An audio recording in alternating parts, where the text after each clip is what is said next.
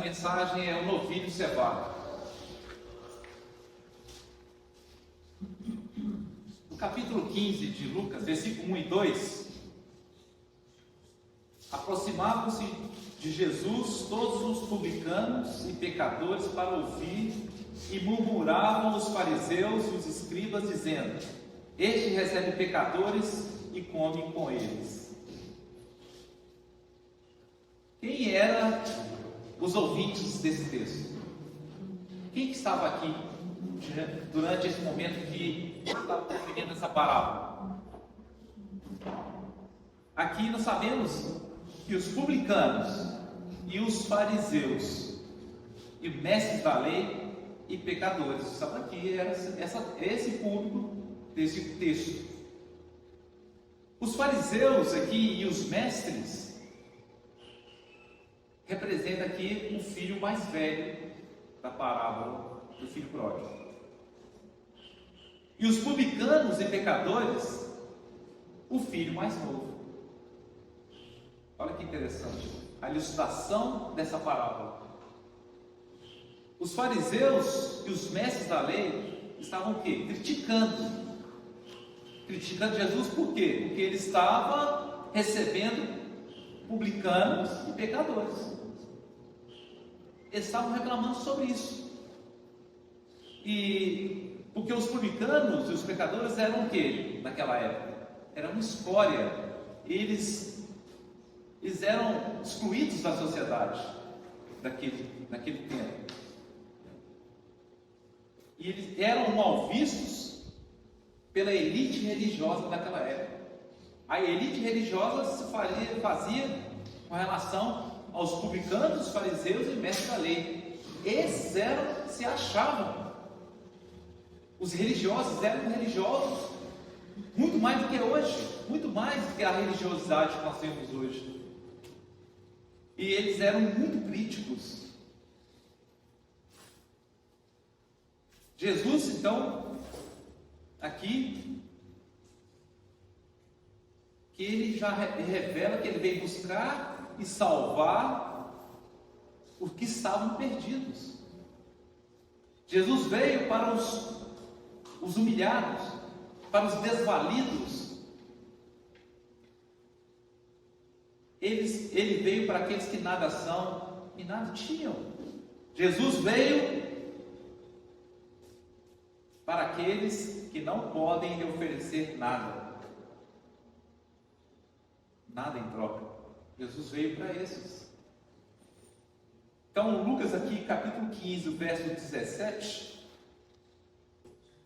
Então, caindo em si, disse: quantos trabalhadores de meu pai têm pão com fartura, eu aqui morro de fome? Por que isso é importante para nós hoje?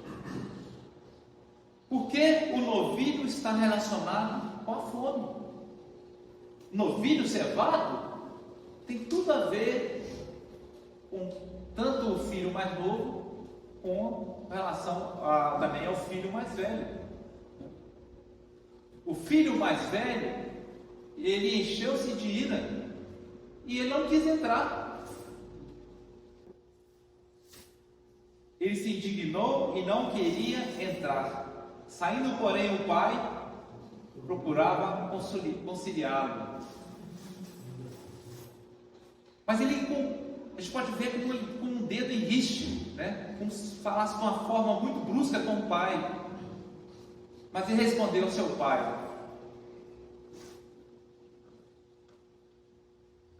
olha, todos esses anos tenho trabalhado como um escravo ao teu serviço e nunca desobedeci às tuas ordens, mas tu nunca me deste um cabrito para eu festejar com meus amigos. Mas quando volta para casa esse teu filho, que esbanjou os teus bens com prostitutas, matas um novilho cevado para ele? Então o que nós vemos aqui? O filho mais novo, ele volta com fome, está relacionado com o novilho cevado, novilho gordo. E o mais velho aqui se revela um mentiroso. Porque Israel tinha desobedecido a Deus quantas vezes? Inúmeras vezes. Eles estavam mentindo. No verso 30, matas um novilho cevado. Então não é um novilho cevado qualquer. Ou seja, não é um novilho gordo, é um novilho especial. Um novilho especial que estava à disposição do pai para uma ocasião especial.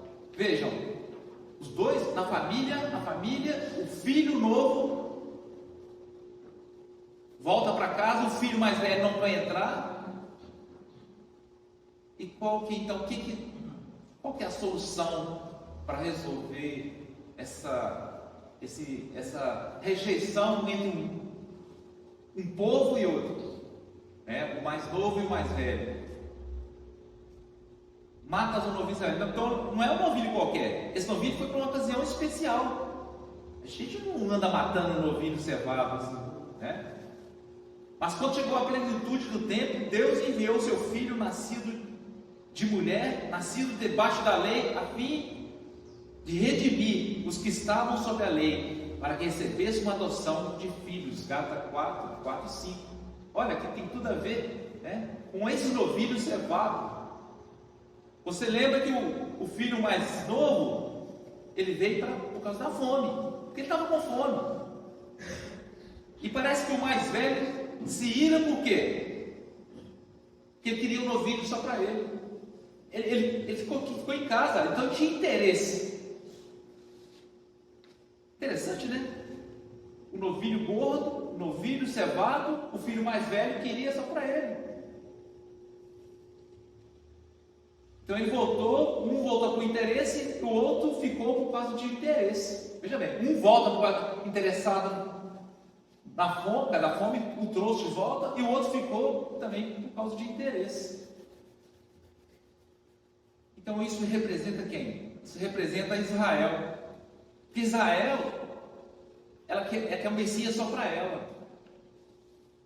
Israel quer o Messias, porque ele não quer repartir o Messias com as outras pessoas. Ter um Messias que salve somente eles.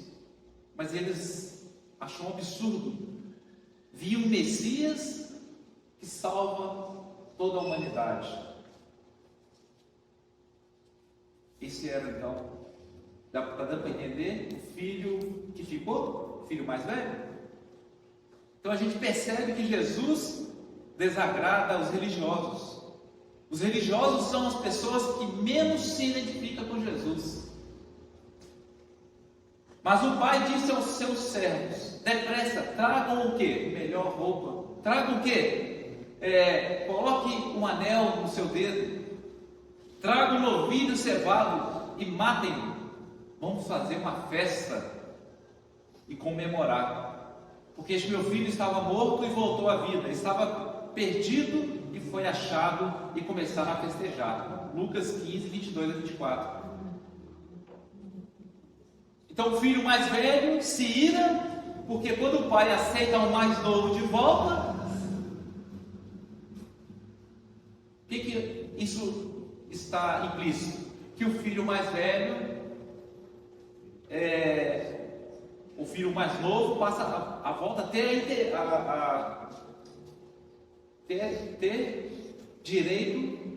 ao pai de novo, às coisas que o pai tinha.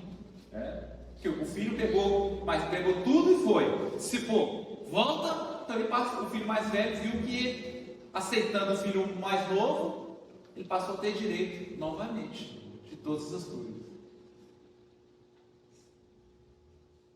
A salvação não está reservada apenas aos judeus. O pai aceita aqueles que estavam longe também.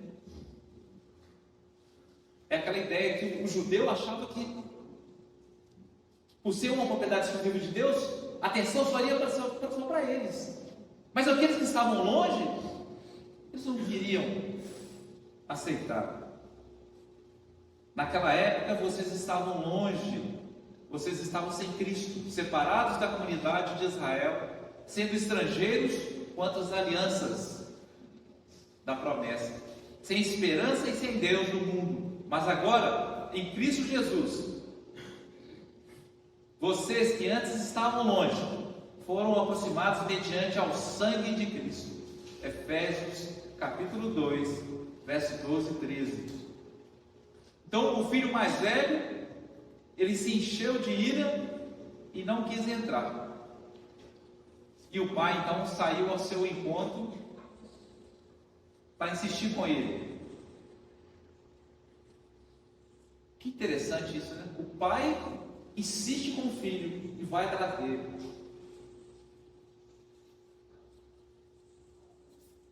Não querer entrar é negar a Jesus. Não querer entrar, essa é uma atitude de uma pessoa que entende, não entende o chamado, que não entende o chamado do Evangelho e negam o Evangelho. Quantas pessoas nós vemos hoje isso? Jesus batendo no seu coração, na sua porta, e negam o chamado. Isso pode acontecer dentro da congregação, com nossos filhos, com pessoas nossos entes queridos. Jesus batendo o tempo todo na porta e eles o negam. Pense no Pai, pense em Deus. Como que Deus fica nessa situação? Ele ama, aceita, oferece um novilho cevado, faz uma festa, ele prepara todo o ambiente e o homem o nega. Já parou para pensar nisso? Como que deve ter sido? É ruim para Deus isso? O que Deus faz para aquele que está dentro de casa e para aquele que está longe? Tragam um novilho cevado e matem-no. Vamos fazer uma festa e comemorar. O novilho teve que morrer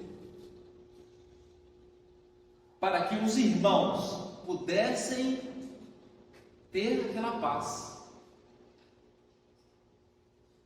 Eles estavam distantes, o judeu do gentio. Então o novilho teve que morrer para ter paz. Teve que morrer para tanto do gentio como para o judeu, para que ambos pudessem ter paz. Portanto, sem a morte do novilho cevado, os judeus, nem judeus nem gentios, tinham paz. Não teriam paz jamais. E o novilho, então, por ter morrido, esse novilho passa então a unir os dois povos, tanto os judeus como os gentios. Tendo, pois, justificados pela fé, temos paz com Deus, por nosso Senhor Jesus Cristo. Romanos 5, verso 1. Qual é a culpa desse novilho? Qual que é a culpa? Mas o novilho tem que morrer, porque o novilho, ele, diante de todos aqueles pecadores, tanto dos judeus como dos gentios, com a sua morte, ele pode aproximar o filho mais novo do filho mais velho. Então o novilho teve que morrer para aproximar esses dois povos. Então essa é a ideia. O responsável pela paz entre os judeus e os gentios, entre judeus e gentios e Deus, tem que ser inocente, tem que ser um inocente, porque ambos eram pecadores. Então tinha que ser um novilho cevado, que é Jesus, o inocente. Ele tem que pagar, né? Deus pagou o preço por nós, pelos judeus também. Tanto o filho mais novo quanto o filho mais velho, eles tinham pecados. Um pai, embora ele amava ambos,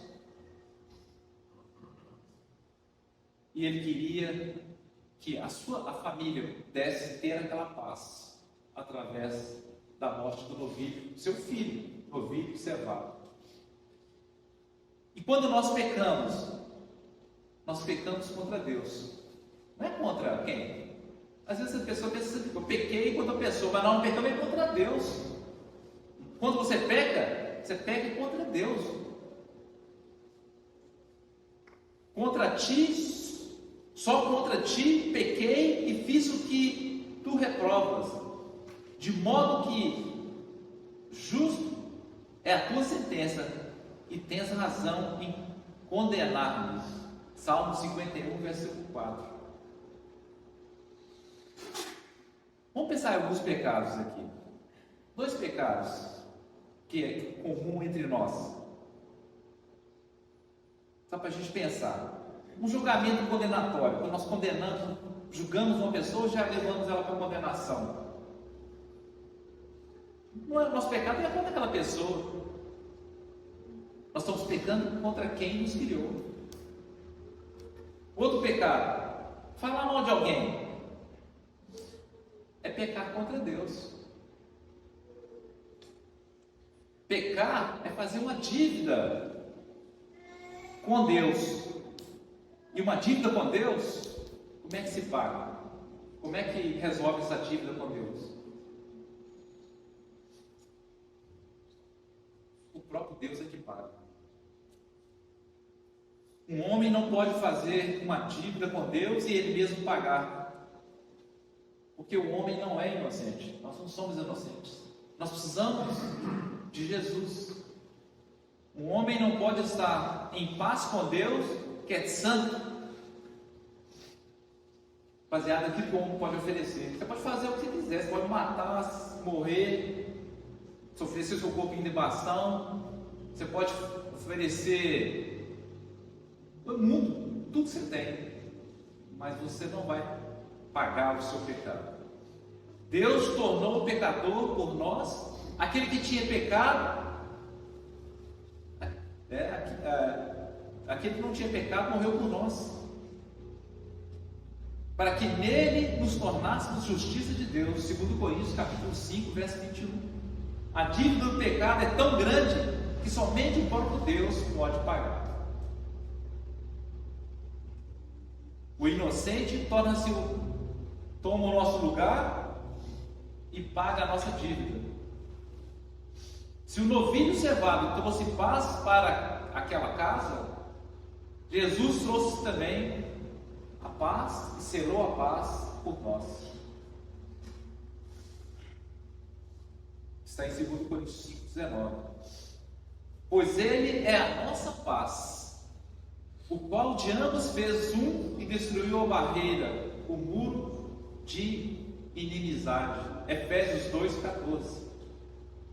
Aquele muro que nos separava de Isaías 59, ele foi destruído com a morte do novilho cevado, que é Jesus. Na cruz, quando Cristo disse: estás consumado, o que você entende isso? Quando Jesus morreu naquela cruz, ele disse: está consumado. Ele falou: está pago a sua dívida. Aquele pecado que você cometeu, que você não pode pagar contra Deus, Jesus falou: está pago. Todos que estão em Cristo não devem mais nada, estão em paz com Deus. Vamos saber disso? Vamos saber que você não pode pagar sua dívida, mas alguém pagou por você. Então você está em paz. Que a paz, que paz podem ter aquelas pessoas que ficam brigando na guerra, que ficam destruindo os seres humanos, que promovem a guerra lá no Oriente Médio, no mundo todo? Que paz podem ter aqueles homens? Que paz pode ter um homem que peque contra o próximo? Somente através do novilho cevado. Então Jesus, Ele é a paz. Ele nos trouxe a paz através da morte e ressurreição dele. A graça que expõe seu pecado é a mesma que oferece perdão. Que Deus possa nos abençoar para que possamos sempre lembrar desse momento. Lembrar que Jesus um dia teve que vir aqui e teve que morrer no seu lugar para pagar a sua dívida, para que nós pudéssemos ter paz. Paz que o mundo não pode dar, paz que somente Deus pode trazer para nós. Paz que não é ausência de guerras, mas uma paz espiritual, onde você tem as suas tribulações e provações, mas você consegue dormir. E você continua tendo esperança até o último suspiro da sua vida e da volta de Cristo. Que Deus nos abençoe. Amém.